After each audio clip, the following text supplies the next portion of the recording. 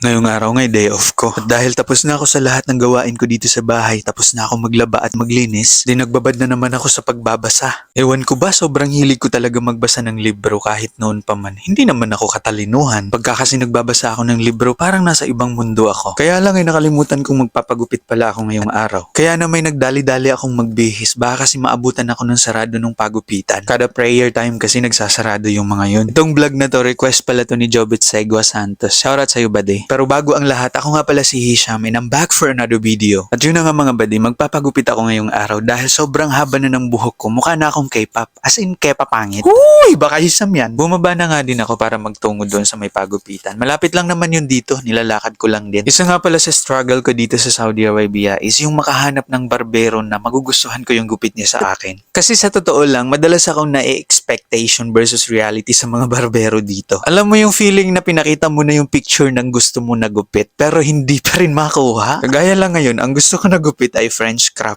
Kaso hindi rin nakuha. Pinakita ko na nga yung picture, ganito yun eh. Naku, yung sa akin, kabahan ka sa resulta. Napag-isip-isip ko pa naman, once na makuha ng barbero na to yung French crop na gusto kong gupit, naku, bibigyan ko siya ng malaking tip. Kaya lang, pasimula pa lamang, alam kong hindi na niya makukuha. Alam ko naman hindi ako kagwapuhan, pero makikita mo naman sa resulta, oh. Pero ayos na to, wala naman na din ako magagawa eh. Tulad lang nung nangyari nung araw na to, sobrang sakit, sobra.